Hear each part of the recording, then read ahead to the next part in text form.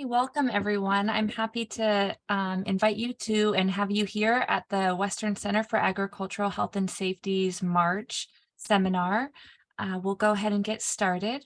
Next slide, please. Before we begin, I'll go over a few housekeeping items. I want to let you know that this seminar is being recorded. All participants are muted.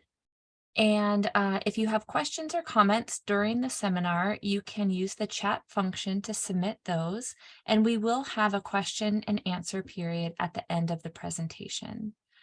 We are happy to have Spanish interpretation during the seminar. You can choose either English or Spanish from the interpretation language selection below. And so that's that globe icon below. And if you select that, you can then choose either English or Spanish. We also have closed captioning available. Select the CC icon below and click Show Subtitle. Next slide. So again, I want to welcome you to the March Western Center for Agricultural Health and Safety seminar. This is a monthly seminar that we're happy to host. And for those of you new to the center, our mission is to improve the health and safety of agricultural workers in the West through innovative research, interactive trainings, and tailored outreach. And so this seminar is part of how we do our outreach. We also have trainings and we participate in health fairs. We also have core research projects. And so we encourage you to visit our website, learn more about the work that we're doing, and we're really happy to have you here with us today. Next slide. I'm really happy to be able to introduce our speakers. Savannah Devlin was a former graduate student here at UC Davis and worked with Dr. Pinkerton, our director, and really thrilled to have Laura Rivera with her as well, a community partner up in Washington State. So they're going to be talking about farm worker families and how they cope with the stress of wildfires, unfortunately a reality that many in the West are dealing with. So with that, I'm going to turn it over to them to share their findings from an important study. Thank you. Thanks so much, Heather. I'll go ahead and share my screen, make sure this works okay. All right. Everyone see that? Hello, everyone. Yes, we can see that. Great. Hi, everyone.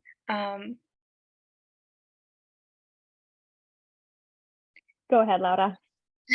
My name is Laura Rivera, and my pronouns are she, her, ella, and I am with the community organization Wenatchee CAFÉ, which stands for Community for the Advancement of Family Education, and I am the environmental justice coordinator with them. And I will go ahead. Most of our work is done around wildfire adaptation and getting at-risk communities to prepare for wildfires. Thanks, Laura. And I am Savannah Devlin. As Heather mentioned, I did my graduate work at UC Davis, and now I'm at University of Washington. And we're really excited to be here with you today. We're going to be presenting Clean Air, Aire, me importa el aire limpio is our project title, which is about Washington farm worker families and how they cope with the stress of wildfires. So to get started here, this project was really a collaboration between University of Washington School of Public Health, where I am housed, Wenatchee CAFÉ, which is Laura's organization, and the Pacific Northwest Agricultural Safety and Health Center, which is the Pacific Northwest version of y'all's Ag Center. So it was exciting to move from the Western Ag Center to the Pacific Northwest Ag Center and to do really exciting work, not similar to the work I was doing at UC Davis, but still working with farm workers. So this particular collaboration came about because I have been doing wildfire work in the past. In a previous project at University of Washington, started working more closely with the Washington Ag Center. And we connected with Wenatchee CAFÉ when we decided we were interested in understanding not just how farm workers in general were impacted by wildfire smoke, but in particular how farm worker families and farm worker parents that had children under the age of 12. So during the COVID-19 pandemic, a lot of us and farm workers struggled with finding childcare.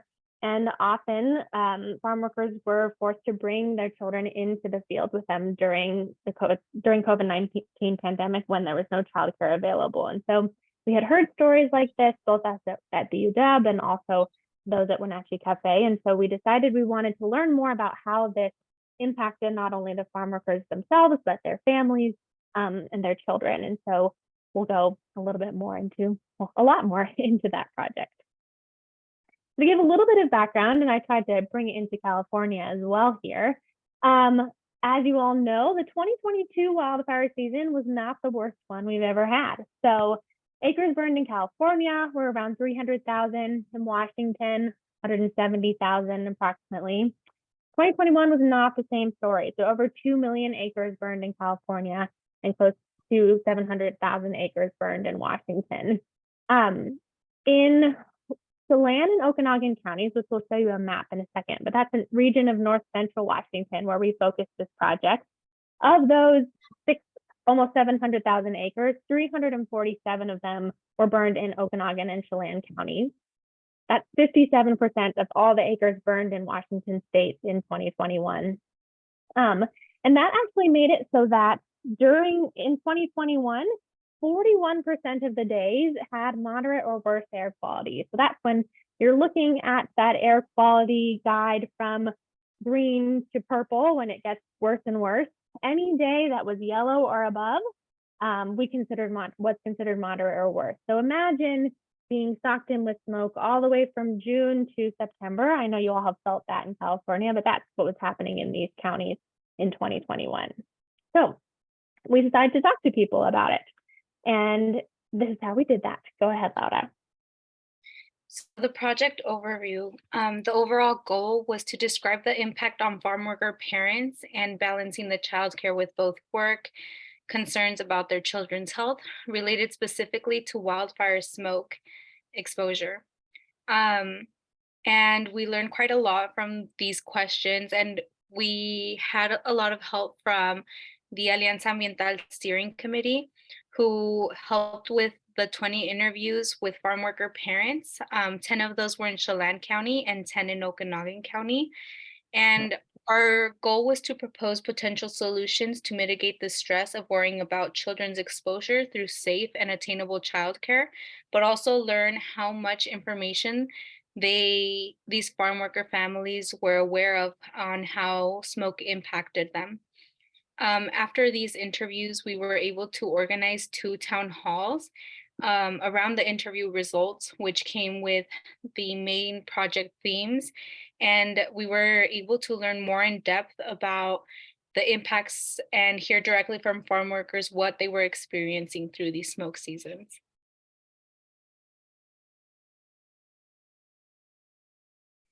And here we can see the Chelan and Okanagan counties in north central Washington, which is the areas we were interviewing and connecting with these farm worker families. The blue dot that you see there is Chelan County, and the one above Chelan County where it says Colville Reservation, that's Okanagan County there. And here you can see the bullet points or where our interviewees live. So where it says number 14, there's quite a couple of participants there. They use their PO box, so they're kind of stacked, but you can see that they're all over Chelan and Okanagan counties. So it was great to learn how we're impacted.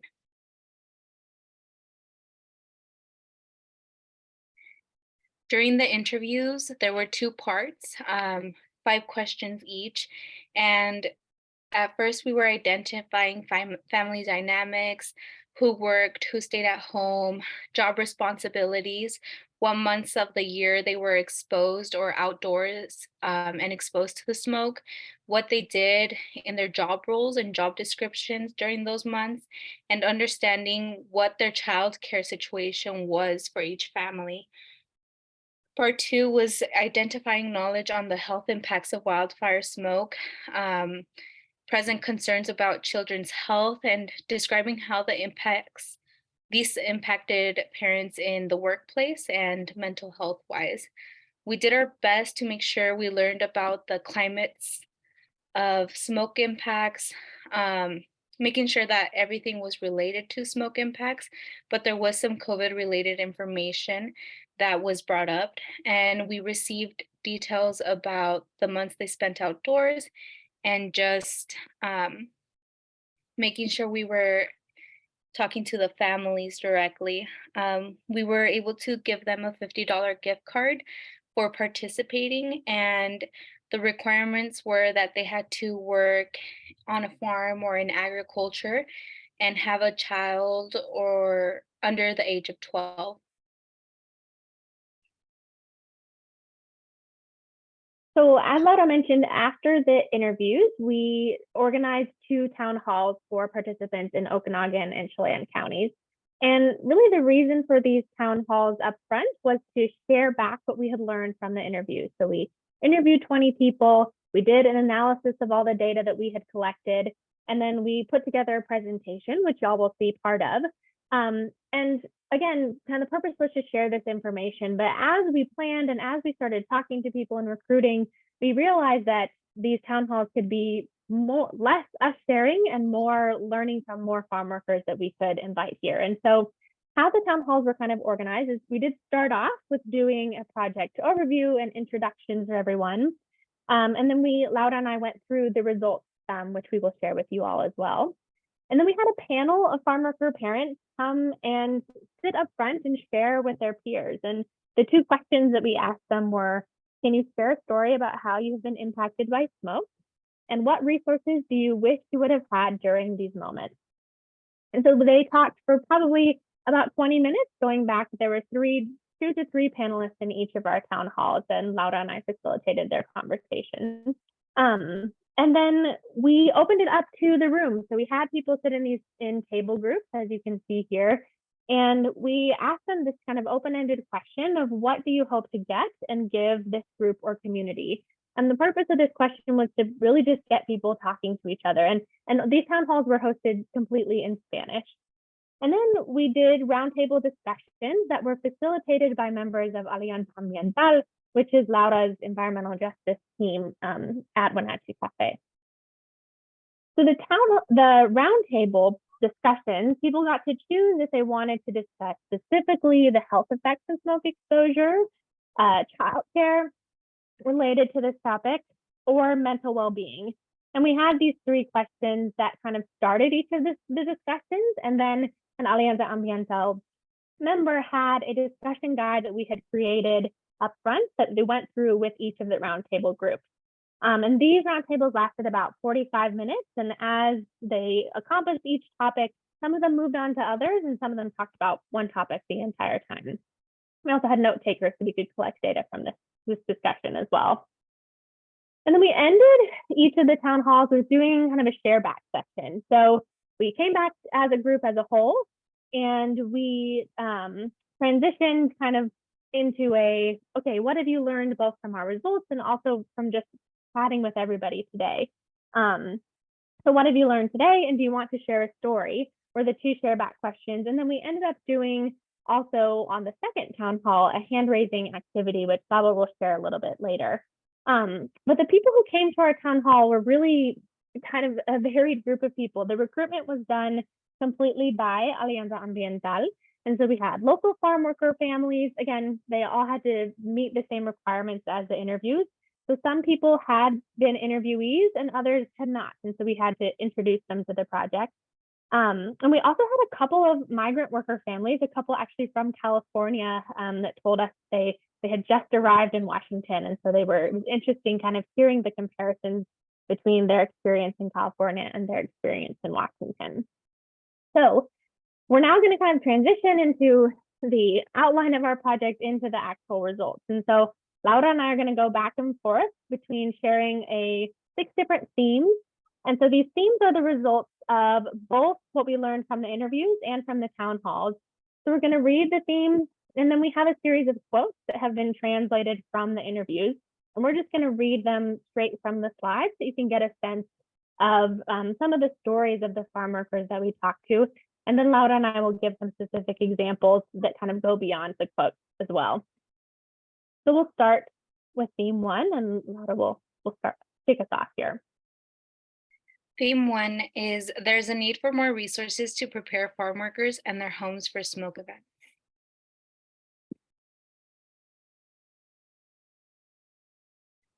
And these are the direct quotes. I am also aware that the windows in my house are not airtight. In other words, I would prefer to get new windows, seal everything so that they would be well protected in here. But as I say, one is not enough to do everything. I have told my husband that I would like to change the windows, that they would be more resistant to all that smoke. But as you know, the situation is difficult. We don't have the resources. I'm thinking, and I keep thinking about the impact that fires have on communities and how we are not prepared enough for these fires. And what we learned is that there's a need for more information, and there's a lack of information about cost share programs, weatherization programs local to these communities. They don't have access or not aware of their local PUD. Some of these agencies usually help offer a portion of the cost or the full cost of replacing broken windows, roof replacement, or just fixing any roof panels that have fallen off, or door restorations or door replacements. So for Chelan County, we know that the PUD offers that, and we had to research some more information about Okanagan and see what was being offered to them in those communities. All right, so theme 2, there's a need for more resources to prepare work sites for smoke events. And our direct quote, I believe that there should be specifications, or they should force employers to provide resources. Last year, they provided masks because of COVID, but they didn't give them to everyone. Almost everyone had to bring their own mask because of COVID. But in terms of smoke, I have not seen them say, I'm going to provide you with a mask so that you can use it during this period. I would like them to teach us, like through a workshop or somehow share information in the community. Like when the smoke and fire season is coming, what measures could we take? More information, because the truth is they don't tell us anything. So Washington Labor and Industries, their current requirements during the 2021 and 2022 smoke seasons were only an emergency ruling. So California has permanent ruling for occupational smoke exposures for outdoor workers. Washington does not. So we only had an emergency ruling, and it expired in September. And of course, there was a big fire in October that year, which is frustrating for community members, but also even with the emergency ruling, it was, as you can see from these quotes, really inconsistent. So the emergency ruling in Washington was that an AQI of 69 or higher, that farmers needed a plan, so needed some sort of training to provide to their farm workers. And at 101, they needed to alert employees that the air quality had gotten worse than 100, and also provide respirators and encourage use. But again, as you can see from these quotes and from more conversations that we had with people, the surgical masks were being provided, but not N95. And people were really, really struggling with this. People, especially during the COVID years, were unable to find N95s in stores. And so people didn't really know what to do. And they were not being provided with the things that the emergency ruling said that they should be provided with. All right. And theme 3. Theme 3, the worksite response to smoke is unpredictable.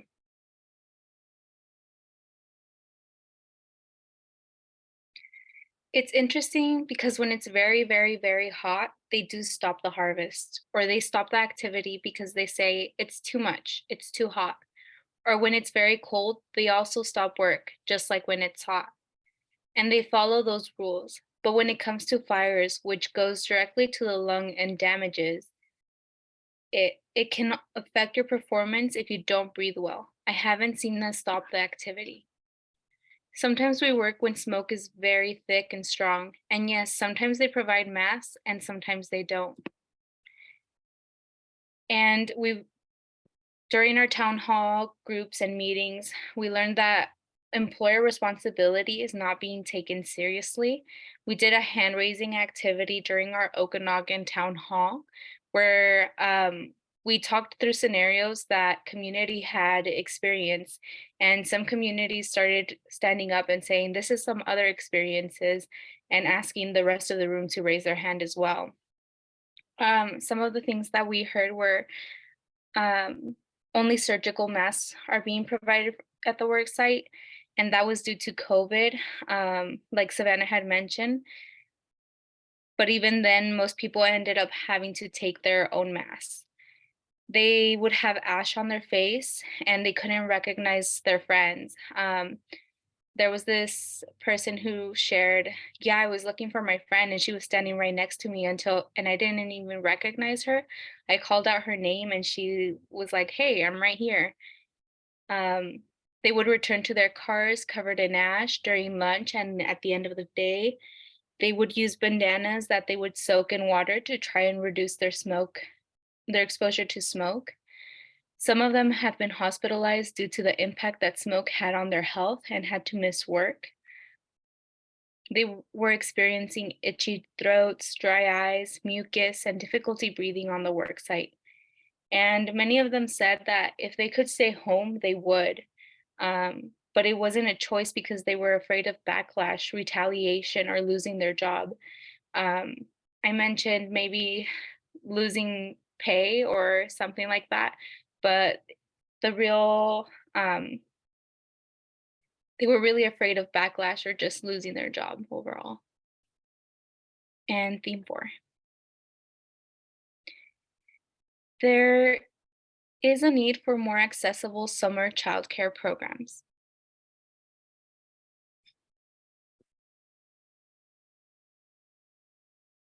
When you're working, you cannot always be aware of your children's health. You do not know what is happening with them or where they are, whether you have left them at daycare or in your own home.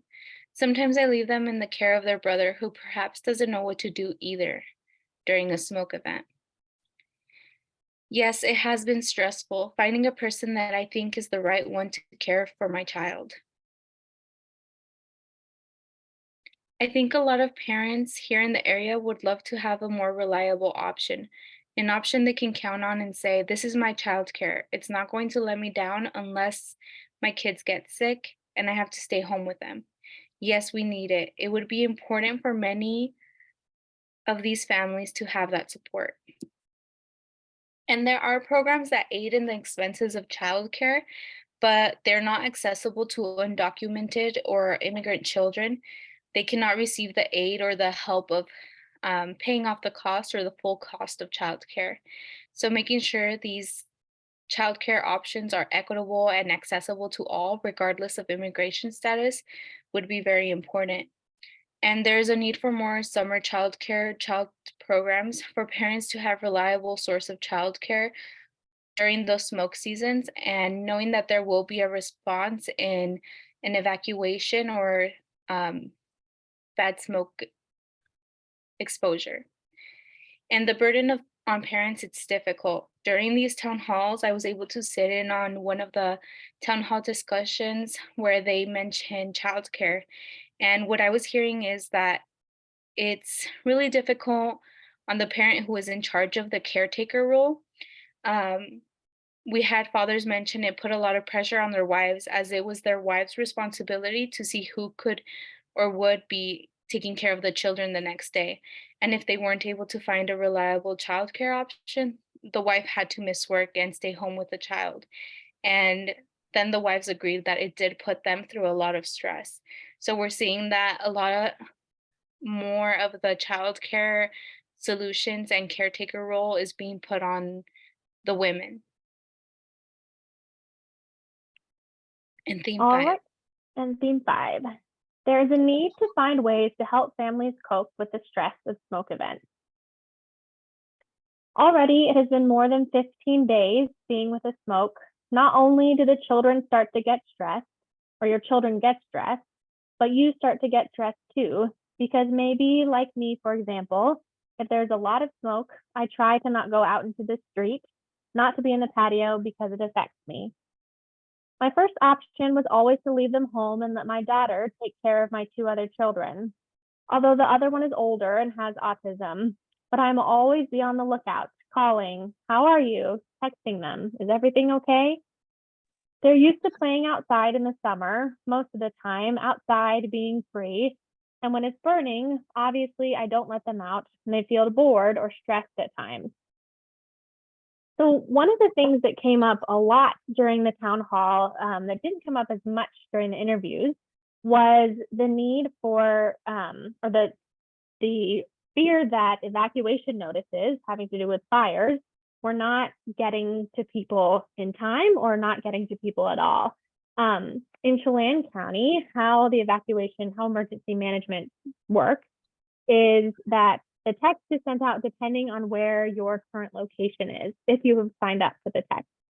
And so if a farm worker is out on a job site and their home is being evacuated, where their kids often are, they might not even get that message. And also, if they do get the message, it's in English, not in Spanish. So Laura and her team have actually been working really hard to make sure that more and more people are signing up for these emergency evacuation notices, and that also they're being provided in both English and Spanish.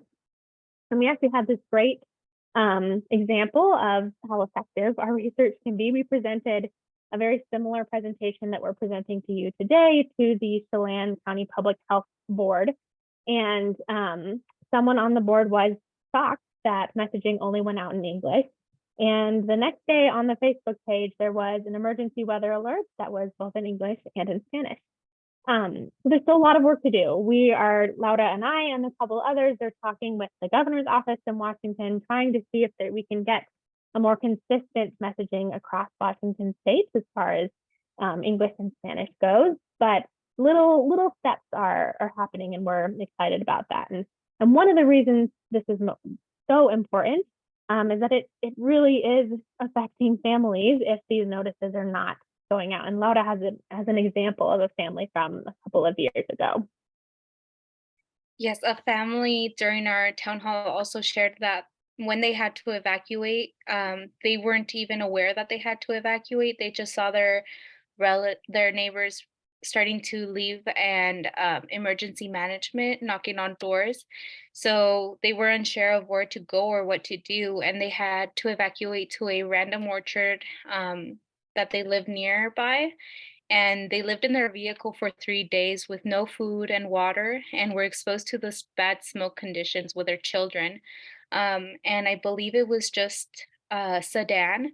So it was just difficult for them during those moments. And um, so it's very important to have these messages going out to these families, having awareness of evacuation levels, to go out to these communities so that they're better prepared and we can avoid these situations in the future. So our final theme is there is a need for smoke safety related information for farm worker parents. Seems self-explanatory. And our quotes here: well, look, it's like I told you, when you go outside to breathe all that. Imagine, it's like pure smog, bad for your health. And besides, I'm going to speak for myself. My house is like this. Do you think that the smoke doesn't go inside? All of that we're inhaling. And every year there are fires, and well, more damage is being done to us for asthma, for cough. I have felt that when there are fires, there is smoke like this throughout the city. Well, I do feel that my head hurts, my throat feels dry, my nose burns. I feel these symptoms, but I don't know to what extent your body can harm you. The only thing I know is that it damages your lungs, right? Because it's smoke. But from then on, the truth is I don't have much knowledge of what else all that can cause you. So we had this wonderful moment with a woman at one of the town halls where we, as I mentioned, one of the roundtable groups was all about health effects of smoke exposure. So we were talking about these as a group and also sharing some resources, which I'll go more into in a moment, but it was all in person, all in Spanish.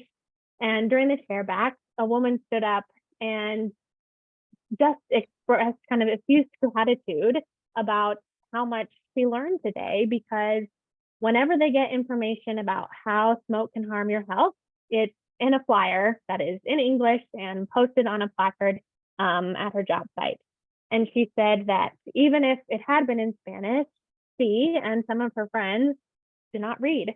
And so that's another equity thing that we maybe don't think about as much as literacy level. And so she was very grateful for the fact that we had this oral learning, this in-person sharing that let her learn a lot more about the health effects of smoke exposure and the things that she could do to mitigate the effects of these exposures. And that was one of the more powerful moments for me, and I think for others in our group as well. And yeah, Laura is going to talk a little bit more about how some of the ideas here they're using in her Alianza Ambiental group. Yes, so after these town halls and the interviews, we kind of sat down and talked about next steps. What did we learn from these town halls? What did we learn from these interviews? And what could we do moving forward to best help our communities? And through talking through these ideas, we decided messaging needs to be verbally shared to the workers in a Spanish um, in the Spanish language, and it should be a mandatory smoke exposure training in each farm to all workers, so they can attend and present the information. And that way people are made aware of smoke and how it impacts their health, because there was a lack of knowledge. They just knew what they were experiencing symptom wise, but they weren't aware of how bad it could impact their health. Um, Ensuring they know and are provided N95 masks for smoke exposure. So the CAFÉ office will now be providing N95 masks during events, and farm workers are welcome to stop by and ask for masks as well. We will be doing more events in the Okanagan County as well and throughout Chelan County. And we're hoping to expand to Grant and Douglas County as well, so that we're able to provide these tools to other farm worker communities. And another thing they mentioned was eye drops or glasses to protect their vision during these smoke exposure months. And yeah, I think moving forward, we have a better idea of how we can help, but we still continue to learn about more resources that are being needed. So one of the things that we did is that we had resources available during the town hall. So we obviously had the Alianza Ambiental team facilitating, and then we had the farm workers that we invited, but we also invited a third group, which we called resource organizations. And these were other CBOs or community-based organizations or other government groups that came and tabled at the event. So before and after our discussions, people were able to go and get box fan filter kits and were taught how to put them together. Or there was childcare organizations there that were passing out, okay, how do you sign up your kid for childcare? And then we also created this list of resources for the two counties. So where do you go to get emergency information? How do you sign up? How do you find out what the air quality is? And so they were provided with this list so that they didn't walk away empty-handed. And then learning about evacuation, as I said, that came up a lot and we weren't really aware of that before the town halls. And so we talked through the different levels of emergency evacuation notices that people were not aware of before this. So then some of the additional takeaways from our town hall is that no one had really been addressing this. And so farm workers were really, really appreciative of the in-person platform to both discuss and share some of their stories. As I mentioned, again, about literacy levels, and then also just I think people haven't been in person for a while. And we did, of course, take COVID precautions during the meeting, but that was appreciated. Evacuation notices and smoke information is not widely shared among farm workers in this region of Washington. And as Laura mentioned, we're working on making that better. Emergency notifications on air quality also need to be improved. So not only emergency evacuation notices, but like that ruling from Washington Labor and Industries, it says that people should be updated when the air quality gets to a certain level, but that, as far as we could tell from talking to these farm workers, that's really not happening at this point. And then one of my takeaways as someone working in research and academia was that the information gained can be shared with these resource organizations, so the people that we're tabling and groups like CAFÉ, to really improve how they provide for their community. So I learned a lot as an academic researcher, but I also, one of my biggest learnings was that it's not me that needs to go out and change things now, but it is these resource organizations that are really kind of the middleman and the wonderful connection between research and the community. And CAFÉ is doing a wonderful job of this. And one of the ways they're doing this is this great program that Laura is in charge of, which is teaching people in her community, not just farm workers, but anyone in the community, to be more prepared for wildfires. And I'll let her talk a little bit about that. Yes, so there we have a program called Alianza Ambiental, which is Environmental Alliance. And we do cohorts who help plan community actions or community projects within their communities. And we had participants from the Okanagan and Chelan County participate in this Alianza Ambiental FAC, Fire Adapted Communities program, where they learn about smoke impacts, home ignition zone safety, evacuation safety and preparedness, and climate change, and forest management information on why we're experiencing longer and harsher wildfire seasons. And with that, I would also like to give a big thanks to the outreach team with CAFÉ, because they helped us a lot with finding people within the community to interview and to invite to these town hall settings. And with that, we will be ordering more box fans with filters to provide community. And after these, this Fire Adapted Communities program that CAFÉ provides, we give an evacuation kit that has a flashlight, it's big enough to hold documents, and it's resistant to fire, extra batteries for the flashlight, a place to put medication, a flip chart of all the information that we provide during our 5-week program. And it also has resources in the back on where to stay, who to contact for food, where to go in case of an evacuation, and resources to clean clothes and other items. And we will also be ordering more N95 masks, like mentioned before, and reaching out to these communities to participate in our Fire Adapted Communities classes will also be a big role to create more resilient and communities that are prepared for fire. These classes are provided bilingually. We provide them in English and Spanish, and we'll learn more about wildfire adaptation, and provide this information to their friends and family will help as a result of participating in these classes. At the end, we also give them the option to be provided with a home ignition zone assessment, where we go outside of their structure and tell them what are the changes they can do as homeowners or renters to avoid a structure fire in the future, and also a smoke detector campaign that we're collaborating with the Red Cross to provide free smoke detectors to these homes and create prepared community.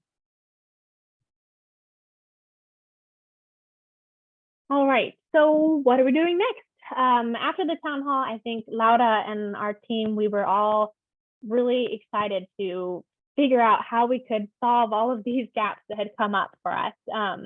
And the big 3 things that we that kind of jumped out to each of us is, one, we would really love to build a platform for farm workers to share more experiences that they've had with smoke. So like I said, the getting together and just talking about these experiences seem to be really impactful. So we'd like to figure out a way to do more of that. improve emergency notifications and messaging around smoke exposure. We talked about that a lot. There's a lot of different places and ways we could do that. And then create more opportunities for learning about the health impacts of smoke exposure. So whether that's additional town halls or other verbally shared information sessions, we're working on it. So we have actually applied for several new grants to help us do these things. And our kind of broad goal statement for our future work is this: to collaborate with communities in North Central Washington to create a framework for strengthening community engagement, as well as the access to and content of climate and smoke-related communications and messaging in Chelan, Okanagan, Grant, and Douglas counties to protect and prepare at-risk populations. So this again, kind of a broad goal statement, but we've broken it down into 3 aims.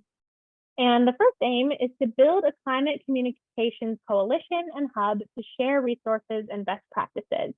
And what this aim really is going to do is to take all the different resource organizations, all of the wonderful work they are doing, and hopefully combine it and see what we can learn from each other. We know that there are organizations in other parts of Washington that are sharing really great messaging about smoke exposure and the health impacts of smoke. And so our goal is to create a virtual hub of CBOs and people really working on anything wildfire or climate related and get us all talking. So we're going to have a series of workshops in North Central Washington where we all get together and talk about best practices. And from those discussions, we hope to develop a toolkit for best messaging practices and also create a resource sharing platform to make these resources and tools and information readily available. We have a colleague who recently polled a bunch of CBOs from across Washington state and found 60 different organizations that are currently putting out, just in North Central Washington, that are currently putting out some sort of messaging related to the health impacts of smoke. But as we've heard from our interviews in town halls, there's still people that it's not reaching. And so can we create a central location where we can put all of these resources and have people have access to them, not only the CBOs, but farm workers and community members themselves. And then lastly, we want to create a storytelling space for farm workers and other at-risk community members in the region. So we have a team member who has been doing a lot of storytelling with farm workers, and we're going to have a farm workers storytelling workshop led by Laura and our colleague Maria, that will create stories of farm workers to share their experiences, and then we will, based on how they want to share them or not, if you want to tell the story and then keep it to yourself and your family, that's totally fine too. But we're hoping that somehow they'll be shared in order to impact other farm workers, impact other people who are making decisions around smoke exposure in the state. And so, as I mentioned, we're applying for grants right now to kind of move forward on this work, and we're really excited about this future collaboration and continuing to advocate for this community. And again, thank you so much for having us today. We are really excited to be able to share some of this work outside of Washington state, and we are happy to answer any of your questions now, and also have our contact information here if you have questions later. Thanks so much. Oh, wonderful. Thank you so much, Savannah and Laura. There's so many parallels to what is happening in California and along the entire West Coast. So I'm so excited for the next 14 or so minutes to get to discuss, and what I know will be ongoing discussion beyond that. So for everyone listening, please continue to put your questions and comments into the chat, and what we don't get to, we can certainly follow up with later. A couple themes that really stood out to me was, well, one, what we know to be the case, which is that, you know, the standard public health message to stay inside, you know, don't be physically active, that doesn't work for farm workers or farm worker families.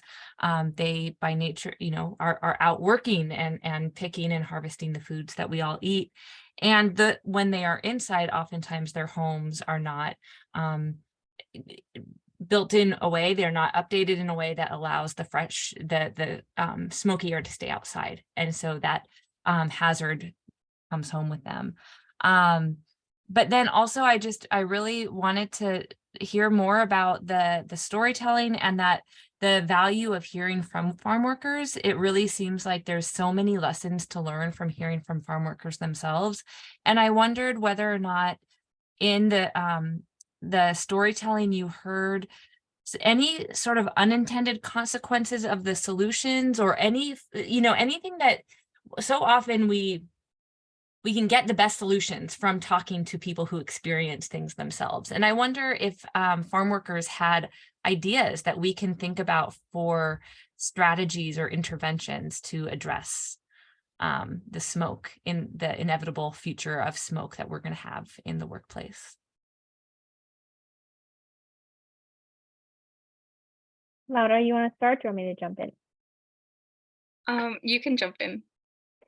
Yeah, I mean, so I think it is, it's interesting because there are definitely ideas, but I think where we kind of get halted is the implementation of these ideas. So there was a couple people that talked about they would love to have, you know, some sort of training that was put on for them. Okay, what do I do when a smoke event is happening?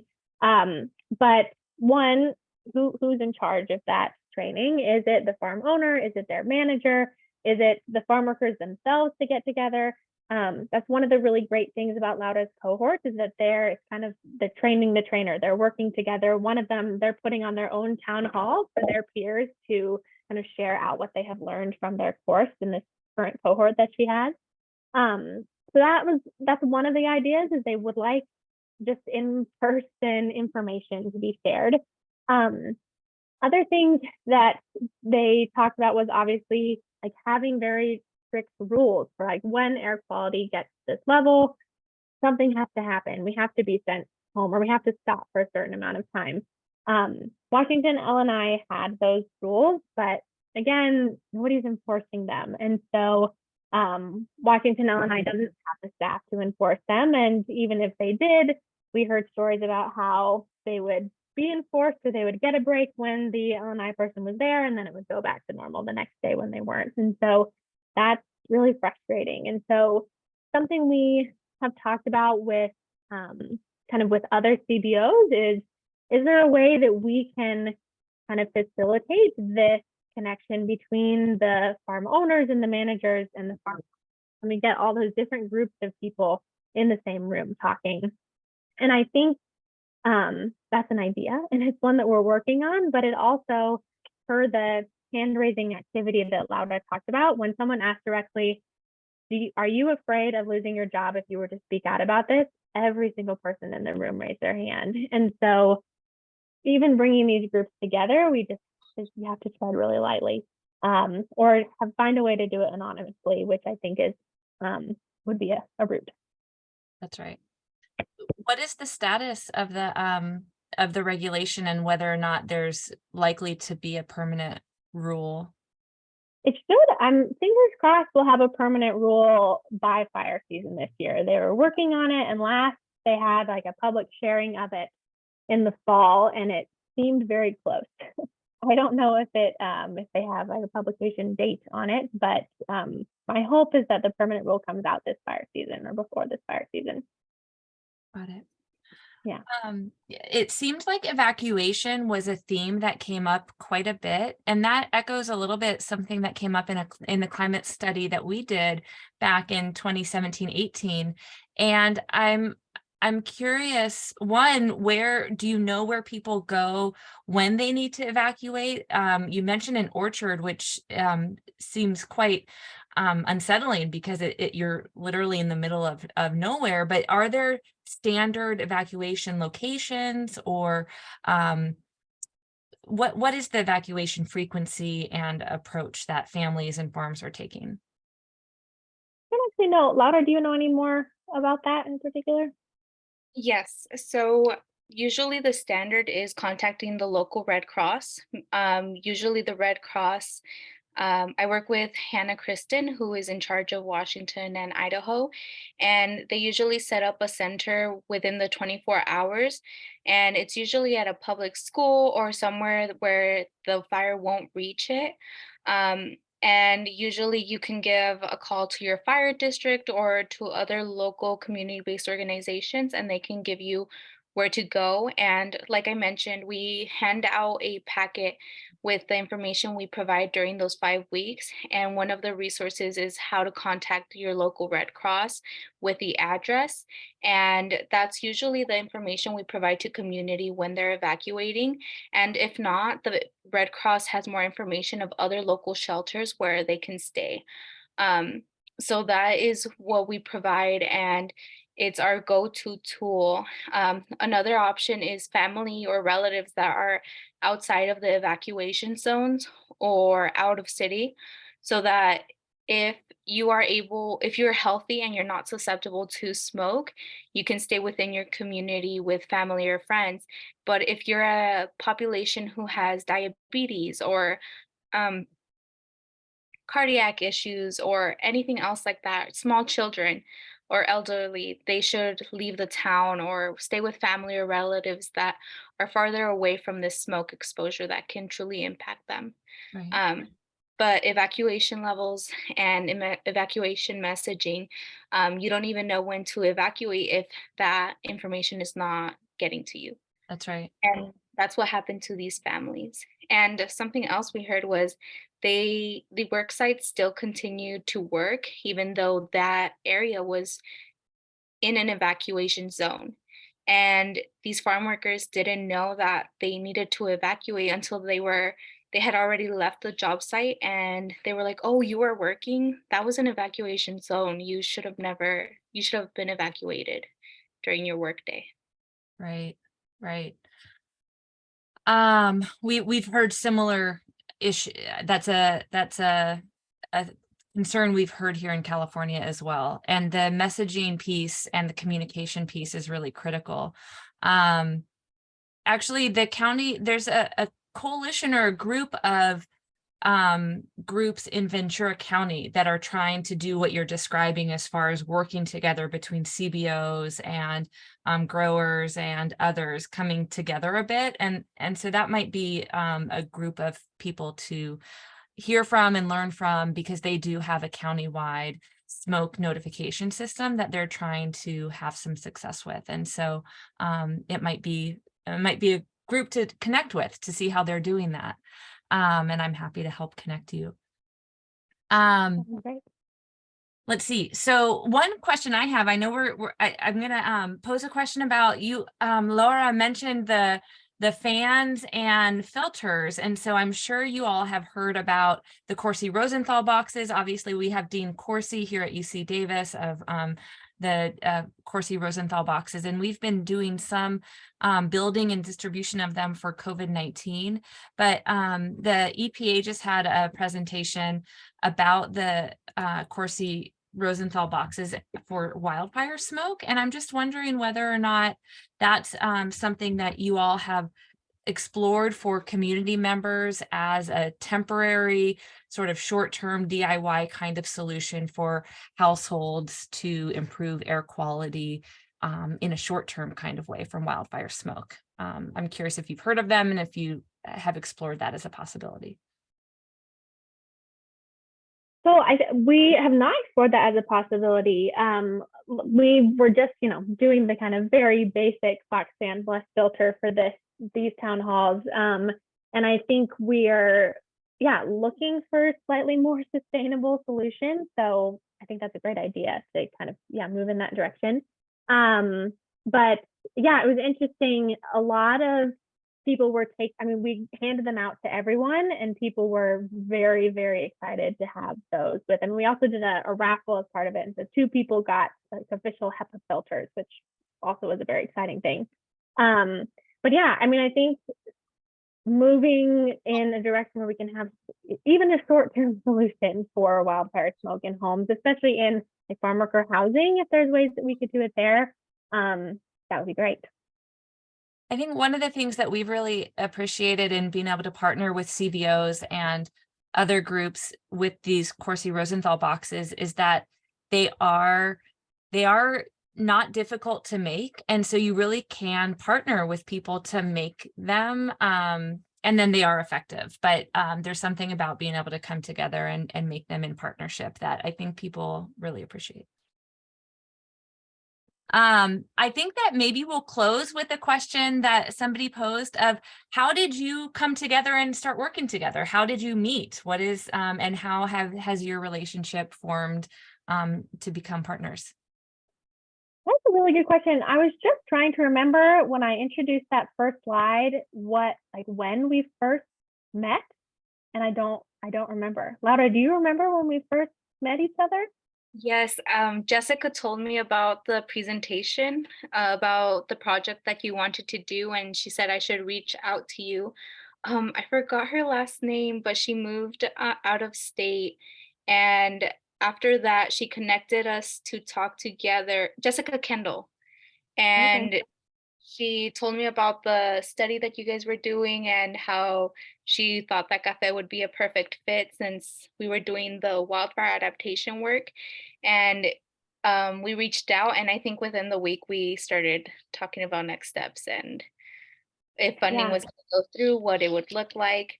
And I do want to mention that during our town halls, we didn't have any farm employers or any employers present, just so that they could feel comfortable sharing their story, what they were experiencing during the smoke season. Yeah. Yeah. So Laura and I have been meeting every week for the past year, and we're incredibly grateful for, I think, each other's partnership. And these grants that we're applying for right now, we're really excited about, and bringing on a couple new team members. But I think we found kind of a good line of research here and a good partnership that I hope will continue to grow. So we're excited about it. That's really exciting. Well, we're so thankful to have had you here for our seminar, and we wish you all the best. And thank you everyone for joining us today. Please sign up for our newsletter so that you know when our next seminar is. We will be meeting again the first Monday of April and at 4 p.m. We hope to have you join us then, and we will be sharing the video recording of today's seminar and hope to be able to answer some of your questions, maybe in a follow-up news article. Savannah and Laura, please share any dissemination that you have from this amazing research, because it's so valuable and it's rare to see such amazing community and academic partnership. So really applaud you for such wonderful work. Thank you, everyone, and have a wonderful afternoon. Bye. Thank you. Thank you.